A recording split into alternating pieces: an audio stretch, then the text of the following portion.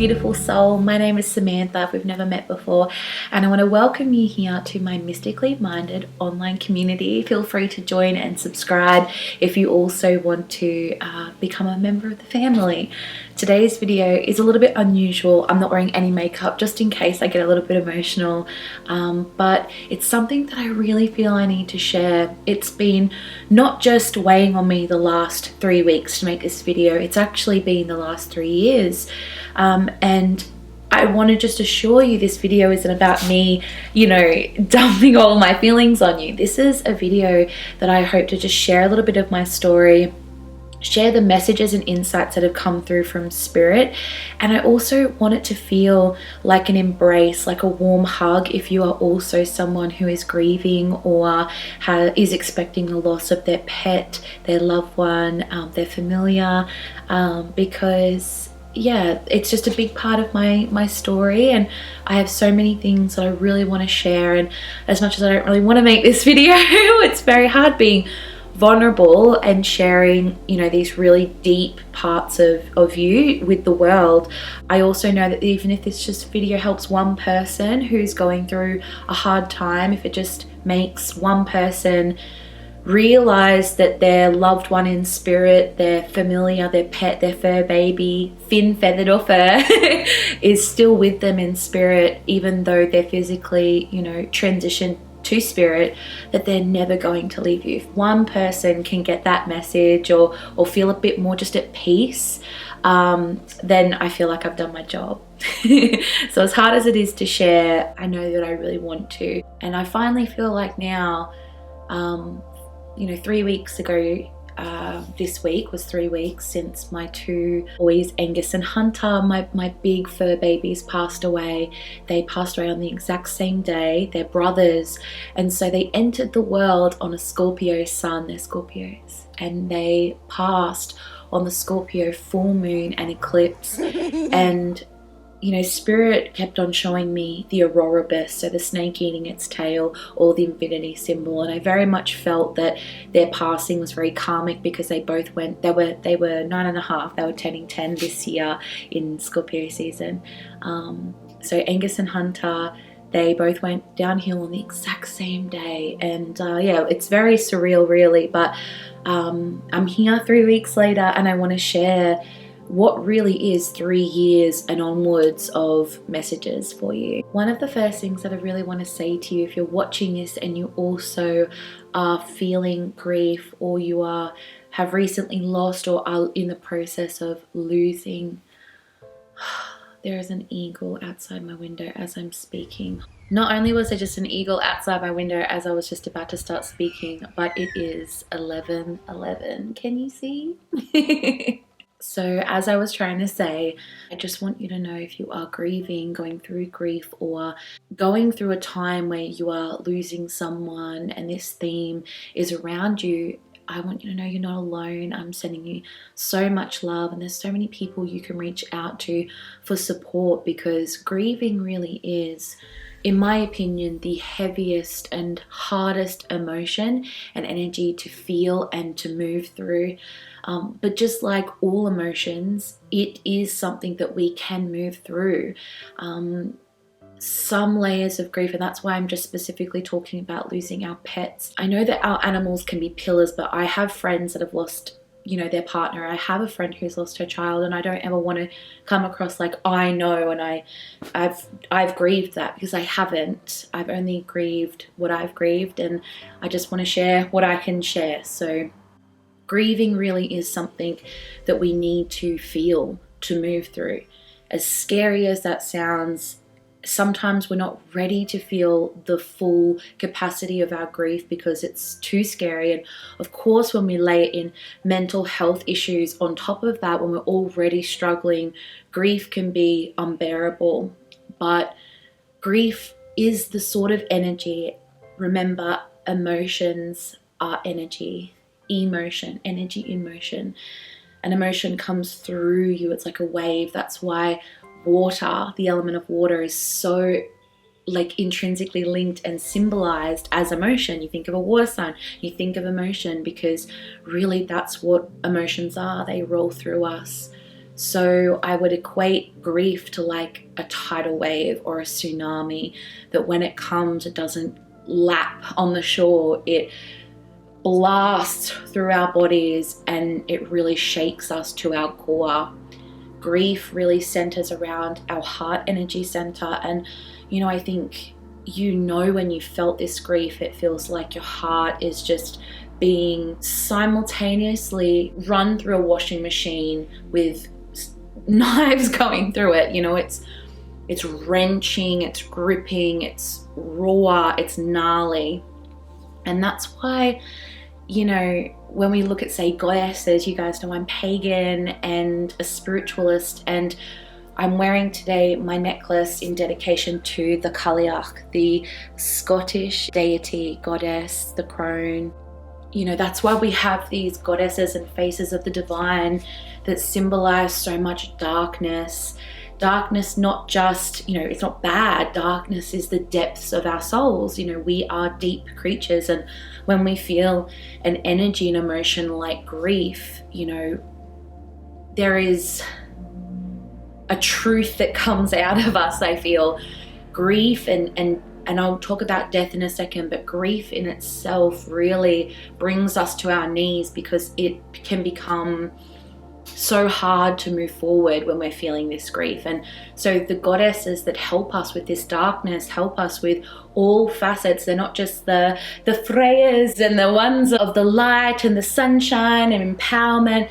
These are goddesses that help us when we're buckled and screaming and clawing our way out of, you know, our underworld, and they hold out their crooked hand and say, hey, I've got you, come on, like, let's go. When I talk about grief, my experience with it has been that when you allow yourself to fully feel your grief and acknowledge your grief, like giving it space to be, not to fix it, not to say, because a lot of people are very uncomfortable, like even just all the things I've just said, a lot of people get very uncomfortable talking about heavier energies, and like that's what we're meant to do. We're meant to scream, we're meant to like fall to the ground and sob into the earth. And when you've lost your loved one, when you've lost someone who is a pillar to your heart, you know, like the foundations that keep you moving in your heart space, when one of those pillars gets blown out because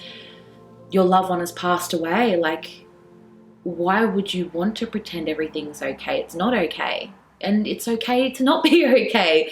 Like, death is this huge initiation, not just for the person who departs and goes home to spirit, but to all of us left behind. For you that's left behind when your loved one passes, death is the initiator. It's meant to shake us up, because it reminds us of the truth of reality, that we are here for a finite amount of time. And when we see our loved ones transition, it absolutely rips us. And grief is just love that has nowhere to go anymore. It's the missing, the longing, the wishing that they were here. But the truth is, they are here. They can be around us always, just in a different way, in a different form. Earth, in my opinion, and this is where obviously if you're a different spirituality and faith, it's okay to not agree with me, but as a pagan and a spiritualist, someone who connects with spirits on the other side, you know, it's my experience that they're not gone, they're gone home. You know, Earth is like where we incarnate to Earth, you know, reincarnation. We incarnate here to learn, to grow, to move forward as a soul. And when our time is over, we go back to spirit. So our loved ones that have passed are just in their soul form.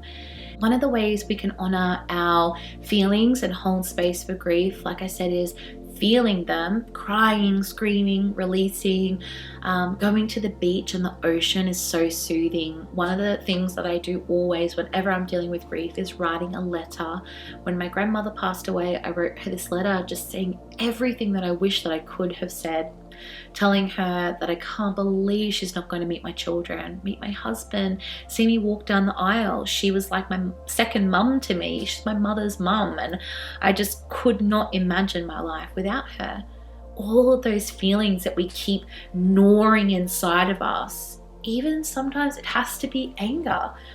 if someone has left us and it was their choice to leave us, and it brings about all of these feelings of anger and guilt, write it all down. Tell them how angry you are, because holding on to that anger is not going to help you. Holding on to that anger is going to mean that you are in your grief and this bitterness and this anger, which you are valid to feel, mind you. But don't hold on to it, because it will destroy you. Let them know. Tell them. Imagine that they're standing in front of you. Write it on a letter. Tell them, F you. How dare you leave me? How dare you do this to me? Tell them how you feel, because it serves no purpose you holding it in. You need to let it out. Express it. If you can't say it to them, you don't feel right saying fuck you and to them, write it in a letter. Go to the beach, scream it into the ocean. Tell them, because they're listening. They are there. They are listening to you. Get that fucking piece of paper, set it on fire, cast it out into the ocean, releasing these energies that are coming through us and then pushing them out. It sounds so stupid that would just work or that could help. But if it helps this much, and if it's something that you have to do every day, not every day, sorry, that's a bit dramatic, every month for a year, every week, whatever. If it helps every single day and it helps lighten that load, just take another rock off of your chest, take another stone out of the pit of anger that you're feeling. And if it means that after a year of doing it once a month, and every time that anger comes out, you write another letter and you cast it out into the ocean or burn it in your backyard or whatever. If it means that in a year it has helped heal you, then it's worth it. Anything that makes you feel healing and moving forward and not being stuck in this spiral and this pit of grief and anxiety and depression, which is natural to feel and there's no shame in feeling it. But if you feel ready to heal, or you're looking for a way out of that pit, out of that sadness and that heaviness, anything that will help that's small, like writing a letter or talking to your loved one, is worth it, in my opinion. And I think it's worth noting that as you allow yourself the time and space to feel your feelings of sadness, grief, whatever it may be, every time you allow what first starts off like a tidal wave in, you feel it, you allow it to move through you, the next time it will be just slightly softer. And then the next time after that, slightly softer again. And after a while, after maybe a year or two, maybe after 3 or 4, depending on who it is that you've lost and what you've lost, it will start to become more like a soft ebb and flow of the ocean of grief. And then maybe just like a stream, to the point where then you're able to maybe talk about it more without feeling the lump in your throat and the pain in your chest. Grief will soften, and don't get me wrong, there may be a day where that tidal wave kicks off again.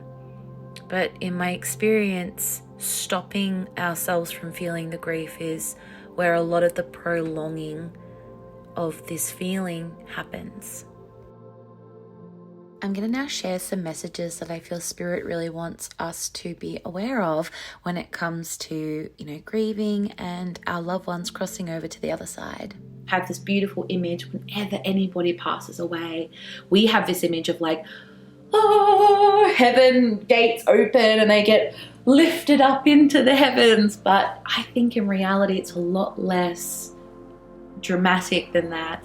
I think that loved ones, guides, the people who guide us, or the soul that's passing, come forward probably weeks and days and months before they're actually about to pass. They come forward to start, the energetic process, because you have to remember this is an initiation. Oh, hello monkey, my little boy just joined us. This is an initiation for the soul and for us, but for the soul, their guides start coming, and I'm sure you guys know and I've heard stories of when someone is passing, a human, that they often cry out to loved ones or start talking to loved ones that aren't here. And I know my grandmother did that. She started talking to her mum, her dad, her brother, the night that she was going to pass away. So, you know, you have this really, these spirits start coming in, souls on the other side start coming through to help transition and prepare the soul for departing. And these can be loved ones, friends, spirit guides, angelic beings, anyone and anything you can imagine. And so the image that Spirit showed me was the physical eyes closing, and immediately the spirit eyes popping open, the soul, you know, reopening his eyes super quick and then being like, oh, and then just getting up, and they can get up in a different form. So if it was somebody in their last days that were say if they were very ill and their body, you know, withered and was quite not what they once were at their prime, that their soul can get up in their prime, you know, in their prime form, I guess, you know, whatever it is that is just them, their essence, their being. They just get up and it's like they can see us, oh my God, grieving in that moment that we've just watched them transition. So for us that's left behind, because our loved one, our fur baby, our whoever that we've just lost is with guides, with energetic beings of light, you know, we're then here feeling them ripped from us, feeling the grief, the tsunami starts, the gnarling, and so for us that's left behind, there's also so much support in that moment that you've lost your loved one. And this is a part of healing, is that if it's very traumatic for you losing your loved one at that moment, we can go back through journeying through soul retrieval kind of meditations and really try and give love to that person in that moment, because it is possible to heal those moments that were quite traumatic. And Spirit showed me, I was doing a shamanic journey, and they showed me the image of what was happening to me in that moment. So Bossy's transitioned. So it's a really bad drawing, but right here you can see I was standing in the center with Callum, and there was a spiral of people around me in that moment when he passed away. And it looked like this from above. So they showed me in the center, and then just all of these souls and people wrapped around me. And I wrote huge initiation. And all of these people were like my grandparents around me in spirit. And then it wrapped out to all of my spiritual guides. And it kind of like just kept wrapping out to different ancestors. And so even though there are these beings that are there for the person passing, they're also there for you, to hold space for you in this moment of great initiation, transition, because from that moment onwards, from losing your loved one, losing your pet, your fur baby, whoever, you will forever be changed. That is the point of death, is to change us. You know, it's meant to be this huge rite of passage that we all go through. And unfortunately in our society, in Western culture and things like that, we don't celebrate or honor death the way that it should be. We kind of sweep it up under the covers and we don't want to deal with it. But that's not the way that we are meant to. We're meant to scream and cry. I had a friend and a client whose husband passed away, and he is from Africa. He's an African man, and she was telling me about how the funeral was like a 3-day funeral.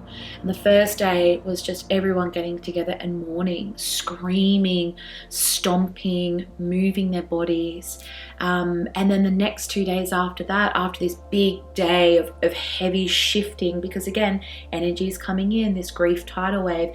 And as these women and men scream and wail, they are allowing themselves the presence, and they are allowing themselves to feel the grief, to feel the pain, to express themselves, to scream, ah! You know, like to let it out of you. Because what a lot of people do is they get that grief, the tsunami comes in, and they just hold it in, they shove it down. That grief is not going to go anywhere.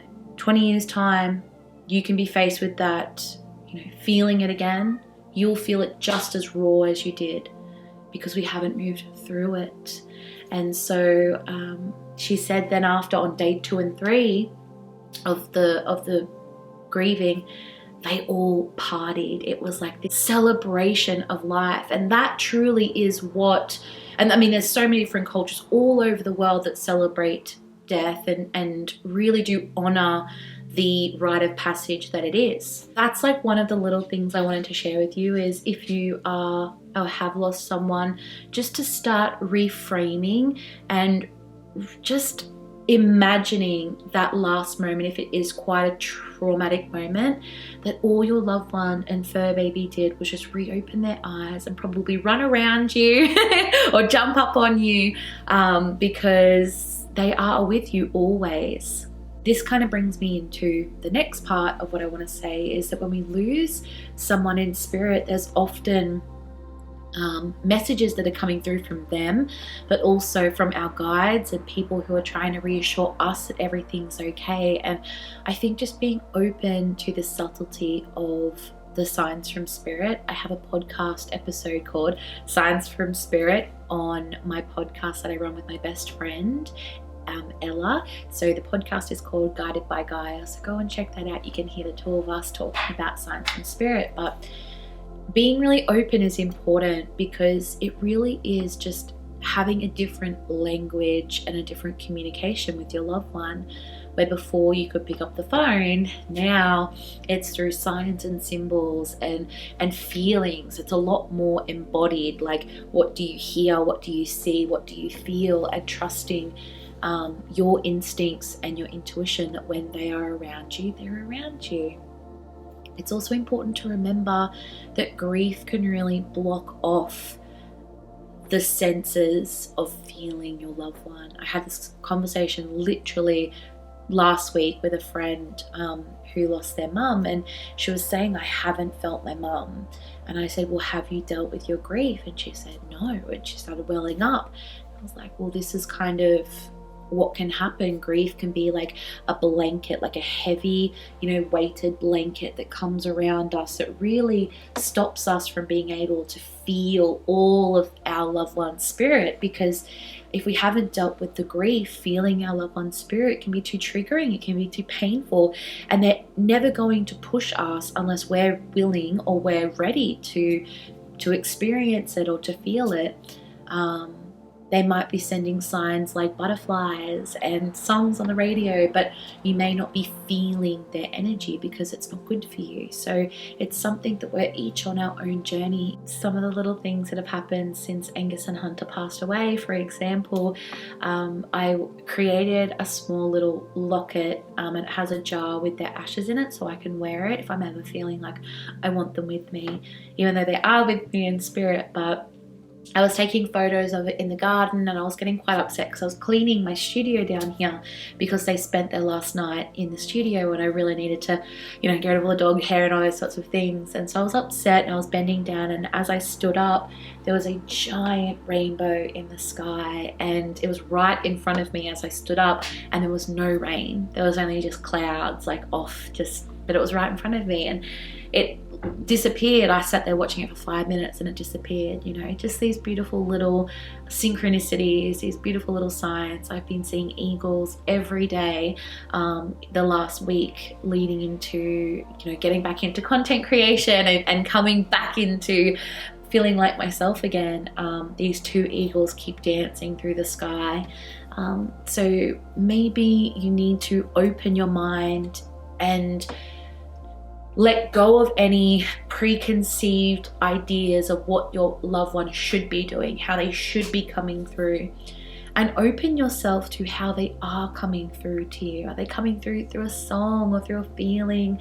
Are they trying to connect with you through, maybe when you go on your certain walk with your dogs? Are they running beside you? Imagine if they are and talk to them. And in time, sometimes our loved one will visit us in our dreams. When you dream of your loved one and you wake up, and the main feeling that you have is peace and positivity, take that as a sign that their spirit is visiting you. Literally this morning as I'm recording, I was woke up by my dogs barking. It jolted me awake. It was that loud. Now, I know that they're not here, but I know that they're saying, "Mum, we're here." Because I've woken up so many mornings that way over the last 10 years. And it was really beautiful. It made me feel so at peace knowing that they're watching and protecting me in the spirit realms with all of the spirit work that I do. I feel that the rite of passage we go through when somebody passes, the message of death, is really a message of presence.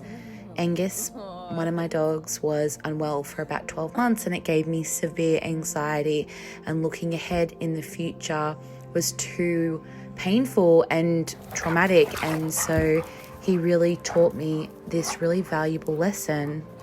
Angus gave me this gift of, no mum, it can take a long time. These things are not overnight. And he taught me the gift of presence, of every single day waking up and just being here and now in this moment. And that's my advice to you, is just take it moment by moment. Even if there's an end date where you know that your loved one is going to pass in a month, in 6 months, in a year, don't worry about that time. Worry about the time you have now, even if it's in the next 24 hours. And these are happy, grateful tears that you're about to see, not sad. I had a year of this anxiety and this dread of like, when's it going to happen? Oh my God. And on the last night, I was laying there and I said to him, I wish I had 1,000 more nights with you like this. Like, I wish I had 1,000 more nights that I could be with you. And I couldn't think about the morning. I couldn't even think about the next hour. I was like, right now, looking into his eyes and like patting him. And sorry if this upsets anyone listening to this, but I really want to stress that it's okay to literally take life moment by moment, if that's all that you can do. Because I couldn't even think about, in an hour, in 2 hours, tomorrow. It was right now. And that's like, I'm crying because I'm so grateful. It's like grateful, happy tears.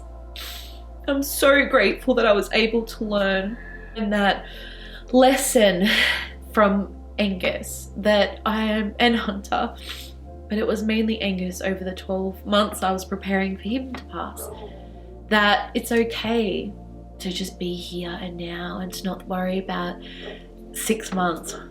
It's okay. Eventually you'll get to a point where you can think about the future again, which is where I'm at now. I'm thinking about in a year's time and in 2 years' time, but I've also learnt this very grounded moment of presence. So far we're talking about feeling and allowing space for your grief, making sure you have a support system that's there to help you through any hard feelings, and that's okay to not be okay. Making sure you are open and listening to the signs from spirit, knowing that your loved one is not in pain once they pass, that they have transitioned, and the gift of presence, of sometimes we just have to take things moment by moment, and that's okay as well. The last part of this video, I really wanted to share some of my personal stories and like validations that I've received from spirit. So firstly, I want to start with Angus and Hunter. So over the year, the 12 months that I was like preparing for them, getting older, that they would eventually pass. A lot of you know that I work with Hecate. She's pictured with 2 hounds. There we go. Now this is just a really rough little sketch that I do, but this is the image that I kept on seeing. I kept on seeing Hecate with my 2 dogs standing either side of her, the hellhounds, and when I would walk through my front yard, I kept on hearing this phrase of, you will never walk alone. And I would see myself kind of like Hecate walking with my boys either side of me. I kept on seeing this vision of me walking down on a property that I don't own to a creek, and I was aware that I was older, like maybe in my late 30s, early 40s, and I was walking to this creek and Angus and Hunter were with me. And so I knew that they would have been in spirit, and spirit, you know, 12 months before their passing was trying to really get it through to me, like, your boys are going to walk with you until the day that you die. These are your spirit people. These are your two boys. And so every night I would feed Angus and Hunter. I would bless their water, bless their food, and petition Hecate for healing, and just allow them to be here with me for as long as they may be it to all of our highest goods. And so I was always asking that, always calling in Hecate, and that vision, that image of her standing with Angus and Hunter just was so strong. And anyway, when they passed away 3 weeks ago, I got a message, and I've never shared that with anyone before. Like, this is the first time that I'm sharing about it. And I had a lovely, beautiful soul, Angie, on Instagram reach out to me and say, like, when I saw your two dogs, the first thing that flashed over my eyes was Hecate and your two dogs. Two dogs. I had this flash over my eyes, and all I could see was Hecate, guard dogs on either side of you. As the guard dogs. And she continued to sort of tell me what she felt intuitively, and that mirrored exactly what spirit had been showing me for an entire 12 months. And the image was so strong that I actually wanted to get it tattooed on my thigh. That's what I thought the image was originally, but I didn't realize it was sort of so much more than that. This is going to be one of my oracle cards, by the way. This is the rough sketch. Like, not even sketch, it's literally just like a doodle that, you know, just to show what it's going to be. And another really beautiful validation that I've had were the 2 times that Boston really physically visited me. So the first one was really spooky. I was sitting on the lounge, and Boston was a Taurus, and he was just so food orientated. He used to sit at my kitchen bench, and if I didn't feed him in time, he would gnaw all down the bag. Like, he literally would, and I fed him a lot. He just was a little guts. He would just eat and eat and eat until his heart was content. He was such a little fat cat. So I was sitting on the lounge, and I had Khan.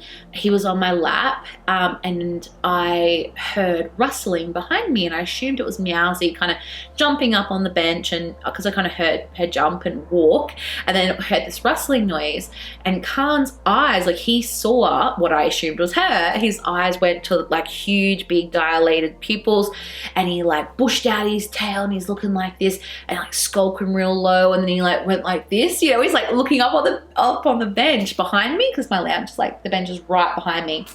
So I was like, what the hell, by his reaction, and I turned like this. As I turned, I saw Meowsy asleep on my kitchen freaking cabinet.